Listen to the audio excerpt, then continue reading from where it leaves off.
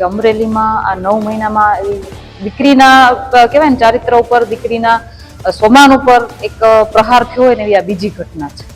હજી પહેલી ઘટનાને આપણને કોઈ તપાસ પણ નથી થઈ એની. આટલા બધા કહેવાય ને કે અધિકારીઓ અંદર પડ્યા, સારા સારા નામી અધિકારીઓને નીમવામાં આવ્યા, છતાં પણ તપાસના કોઈ કાર્યક્રમ આપણા સુધી પહોંચ્યા નથી. એના ત્યાં અલગ એક બીજી ઘટના બની અને આ ઘટના તો કહેવાય ને તદ્દન વખોડી કાઢવા જેવી ઘટના છે. એક મજૂર વર્ગની દીકરી, સામાન્ય પરિવારની દીકરી આજે જે પીડામાંથી નીકળી રહી છે. તમે વિચારો, આજ સુરતની અંદર આવી એક ઘટના બની ગઈ હતી. એક ફેનિલ કરીને એક છોકરો હતો, એને પણ આવી એક ઘટના હતી. સેમ ટુ સેમ આવી એક ઘટના બીજી અત્યારે બની છે. તો મારે સૌથી પહેલા તો ગુજરાતના હોમ મિનિસ્ટર એવા હર્ષભાઈ સંઘવીને કેવું છે કે વારે વારે તમે કહો છો ને કે ચમરબંધીને છોડવામાં નહીં આવે તો પેલા પકડો તો ખરા.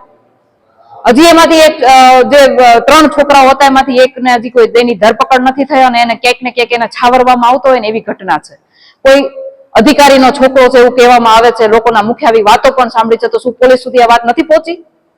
શું કામ તમે એને નથી પકડતા? કારણ કે અધિકારીનો છોકરો છે, આ મજૂરની દીકરી છે. પોલીસ તંત્ર જ્યાં સુધી પોતાનું કામ સરખી રીતે નહીં કરે ત્યાં સુધી ગુજરાતની જનતાને ક્યારેય ન્યાય નથી મળવાનો. અને અત્યારે આપણે બધી જ જગ્યાએ જોઈ રહ્યા છે ગુજરાતની અંદર કે પોલીસ તંત્ર મોટા મોટા નેતાઓ, મોટા મોટા અધિકારીઓના ઈશારે કામ કરી રહ્યા છે. મારે તંત્રને પણ કેવું છે કે આજે આ તમારી દીકરી હોત ને તો તમને ખબર પડત એની પીડા શું છે.